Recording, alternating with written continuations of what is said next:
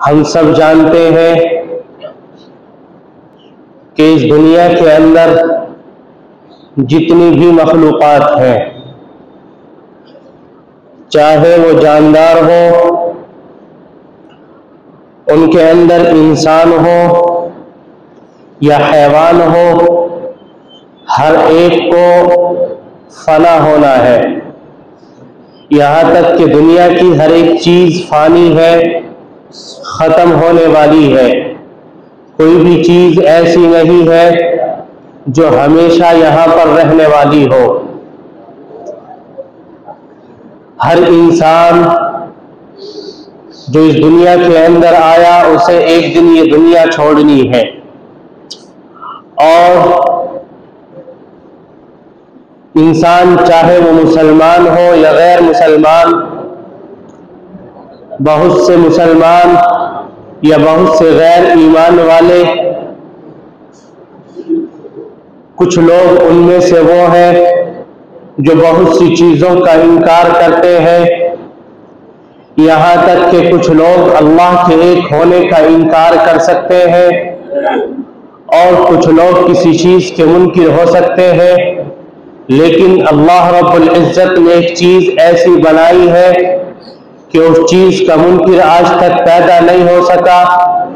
دنیا کا کوئی بھی انسان ہو،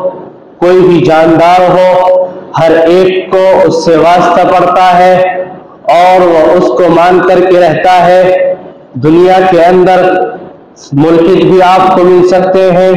مشرک بھی آپ کو مل سکتے ہیں، اللہ کا انکار کرنے والے بھی آپ کو مل سکتے ہیں، نبیوں کا انکار کرنے والے بھی آپ کو مل سکتے ہیں، اللہ کی نافرمانی کرنے والے بھی آپ کو مل سکتے ہیں۔ لیکن اللہ نے ایک چیز ایسی بنائی جس کو ہم کہتے ہیں موت۔ موت کا انکار کرنے والا کوئی نہیں ہے،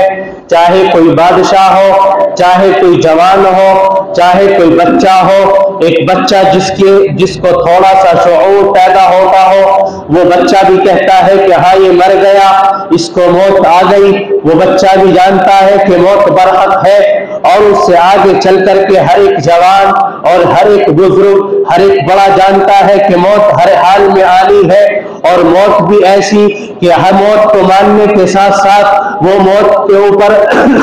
جس کو موت آنی ہے وہ یہ بھی مانتا ہے کہ موت کا کوئی وقت متعین نہیں ہے، موت کسی جگہ کے لیے متعین نہیں ہے کہ فلاں جگہ پر کسی کو موت آنی ہے اور اس کو پہلے سے بتا دیا گیا ہو کہ فلاں جگہ پر جا کر تجھے موت آئے گی۔ تو انسان مانتا ہے کہ موت بھی آئے گی، اور یہ بھی مانتا ہے کہ نہیں معلوم کہ موت کب آئے گی اور کہاں اور کیسے آئے گی۔ جب انسان کو یہ معلوم ہوا کہ موت برحق ہے اور موت تجھے آ دبوچے گی، تو پھر یہ انسان کیوں اللہ کی نافرمانی کرنے لگا اور کیوں موت سے ڈرنے لگا، کیوں موت کو اس نے بھلا دیا؟ اگر انسان یہ سمجھتا ہے اور اس کی عقل کے اندر یہ بات پیدا ہو گئی ہے، اس بات کا احساس پیدا ہو گیا ہے کہ موت تجھے ایک دن آ دبوچے گی، تو اس موت سے ڈرنا کیسا؟ بلکہ اس موت کے لیے تیاری کرنی چاہیے، اس موت کے لیے اپنے آپ کو پختہ کرنا چاہیے، اپنے آپ کو تیار کرنا چاہیے کہ موت آنے کے وقت میں جو دشوار لمحے ہیں، جو تکلیفات اور پریشانیاں ہیں، ان تمام سے اپنے آپ کو بچا کر ایک ایسی آسان موت پائے کہ اس سے کم تکلیف اس سے پہنچے، کم سے کم نقصان اس کی ذات کو پہنچے۔ اس لیے کہ جب موت آتی ہے تو انسان کے ہوش و حواس اڑ جاتے ہیں، جب موت آتی ہے انسان اپنے ہوش کھو بیٹھتا ہے، جب موت آتی ہے تو انسان اپنے تمام بیوی بچوں کو جن کے لیے اس نے اپنی پوری زندگی کو گڈھے کے اندر ڈال دیا، ان تمام کو بھلا دیتا ہے۔ وہ مال و دولت جس کے لیے انسان نے اپنی پوری زندگی کو کھپایا ہے، نہ دن کو دیتا ہے اور نہ رات کو دیتا ہے، جب موت آتی ہے نہ مال اس کے کام آتا ہے، نہ بیوی بچے اس کے کام آتے ہیں، نہ پیارے اور عزیز اس کے کام آتے ہیں۔ جب موت آتی ہے اسے اس وقت میں کوئی پیارا یاد نہیں رہتا، جب موت آتی ہے اسے اس وقت में अपनी मानो दौलत याद नहीं आती, उसे उस वक्त में आखिरत दिखती है, उसे उस वक्त में अल्लाह की याद आती है कि काश मैं अपनी जिंदगी के अंदर इस मौत के लिए कुछ तैयारी कर लिया करता। आज अल्लाह ने हमें मौका दिया है, आज अल्लाह ने हमें मौका गनीमत फरमाया है कि अल्लाह रब्बुल इज्जत ने चंद लम्हात आपको दिए हैं। हर एक जानता है कि नहीं मालूम कि मौत कब आ जाए, तो हर एक ईमान वाला उसके लिए जरूरी है कि वो अपनी मौत की तैयारी करे। फरमाया अक्लमंद इंसान वो है जो मौत से पहले मौत की तैयारी कर ले। और मुझे बतलाए कि अगर किसी को मालूम हो कि तेरे साथ में कल ये रवैया होने वाला है, कल तेरे ऊपर ये तकलीफ और परेशानी आ सकती है, तो इंसान उसके लिए पहले से अपने आप को तैयार करता है। जब मालूम है कि मौत आनी है, तो मौत के लिए, आखिरत के लिए हम अपने आप को तैयार क्यों नहीं करते? इसकी साफ और सीधी वजह यह है कि आज हमने दुनिया को अपने ऊपर इस तरीके से राग़िब किया, आज हम दुनिया के अंदर इस तरीके से मस्त हो गए, दुनिया की रंगीनियों के अंदर इस तरीके से खो गए, हम भूला बैठे कि हमें कहां पर जाना है और कैसे जाना है, और क्या लम्हात और क्या वाक़ियात और क्या वक्त हमारे सामने आने वाला है। एक बाप जानता है कि कल तेरी बेटी जवान होगी, वो उस बेटी के लिए तरह तरह की मेहनतें करता है, यहां तक कि गोश्त से रोटी खाने के बजाय वो एक सब्जी पर कनाअत करता है, यहां तक कि एक वक्त ये भी आता है कि वो चटनी से रोटी खाने पर आमादा अपने आप को करता है और अपने जहन के अंदर एक खाता बनाए रखता है कि कल जब तेरी बेटी जवान होगी तो तुझे बहुत से माल और दौलत की जरूरत होगी, तुझे अपनी बेटी की शादी भी करनी है, तुझे अपनी बेटी का निकाह भी करना है और उसके लिए जहेज भी देना है। अपनी पूरी जिंदगी को उसके अंदर सर्फ कर देता है, न दिन देखता है न रात देखता है, यहां तक कि उसके लिए अपने रब को भुला बैठता है। वो रब जो हर वक्त रोजी देने वाला है, वो रब जो आपकी मुश्किलात को दूर करने वाला है, वो रब जो आपकी तंगियों के अंदर फराहतों आसानी के सामान मुहैया करने वाला है, अपनी औलाद की खातिर अपने उस रब को भी ये इंसान भुला बैठता है। फिर उसका ये रब याद दिलाता है कि इंसान की दुनिया की किन रंगीनियों के अंदर मस्त हो जाता है, तुझे तो अपने रब को याद करना है, तुझे तो अपनी आखिरत की तैयारी करनी है, तुझे तो मौत की तैयारी करनी है। जब तू आखिरत पर नजर रखेगा, जब तू अपने आखिरी मकसद के ऊपर नजर रखेगा, तो ये दुनियावी तमाम परेशानियां और दुनियावी तमाम मकासद अल्लाह रब्बुल इज्जत उसकी बरकत से पूरा कर देंगे। लेकिन ऐसा नहीं है कि आप सिर्फ दुनिया की फिक्रों को अपने ऊपर चढ़ाएं और दुनिया की फिक्रों को अपने दिलों से लगा करके रखें। दुनिया की फिक्र लगाने से आखिरत का मसला हल होने वाला नहीं है, लेकिन उसके मुखालिफ आप अगर आखिरत की तैयारी करते हैं, मौत की तैयारी करते हैं, उसकी वजह से अल्लाह रब्बुल इज्जत आपकी दुनियावी तमाम मुश्किलात को और दुनिया के अंदर आने वाले तमाम हालात को, आपकी जिंदगी की तमाम परेशानियों को अल्लाह रब्बुल इज्जत उसकी बरकत से खत्म कर सकते हैं। इंसान अगर सुबह सवेरे उठे और अपने रब के सामने सजदारेज हो, अपने रब से मांगे और अपने रब से ये मांगे कि या अल्लाह तूने ये जिंदगी अता की है, इस जिंदगी के अंदर, इस दुनिया के अंदर मुझे भलाई अता फरमा और आखिरत के अंदर मुझे भलाई अता फरमा। देखिए अपने इस दुआ के अंदर उसने दुनिया भी मांगी और आखिरत भी मांगी, और अल्लाह रब्बुल इज्जत उसे दुनिया भी दे रहे हैं और आखिरत भी दे रहे हैं। कि ये सौदा कितना सस्ता है, और वो कम अकल इंसान जो सिर्फ और सिर्फ दुनिया ही दुनिया मांगे, और दुनिया मांगना तो दूर की बात, बगैर अल्लाह रब्बुल इज्जत से मांगे दुनिया को हासिल करने की कोशिश करे, तो ये दुनिया उसे हासिल तो होगी लेकिन जर्रा बराबर भी नहीं। दुनिया के पीछे आप जितना भागेंगे, दुनिया आपको इतना ही अपने पीछे भगाएगी, लेकिन कभी हासिल होने वाली नहीं है। आप और हम तो कोई भी औकात नहीं रखते। बहुत से बड़े बड़े कद्दावर लोग, बहुत से बड़े बड़े कदोकामत वाले इंसान, जिनको अल्लाह रब्बुल इज्जत ने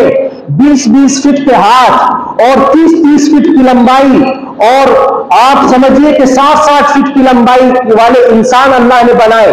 वो इस दुनिया के अंदर नहीं रहे। उन्होंने ये दुनिया हासिल नहीं की। अल्लाह ने ताकत उनको इतनी दी थी कि अगर वो पहाड़ों के अंदर अपने घर बनाना चाहे तो पहाड़ों के पत्थरों को उठा करके एक तरफ रखते, पत्थरों को अपने हाथों से तराश देते और पत्थरों को पहाड़ों के अंदर अपना घर बना लेते। ऐसी ताकत अल्लाह ने उन्हें दी थी। आज हमसे और तुमसे 20 किलो का पत्थर नहीं उठ सकता, उसको उठाने के लिए कई लोगों की मदद दरकार होती है, और 1 क्विंटल 2 क्विंटल के लिए तो मशीनों का इस्तेमाल होता है। उनके लिए 2-4 क्विंटल कोई माने नहीं रखता था। वो कद्दावर लोग जब उन्होंने दुनिया के ऊपर अपने आप को जमाया और दुनिया को उन्होंने हासिल करने की कोशिश की तो दुनिया उनके कब्जे में नहीं आई। और हमारी और आपकी तो ताकत क्या है कि हम समझते हैं कि हमने दुनिया को अपने काबू के अंदर कर लिया है।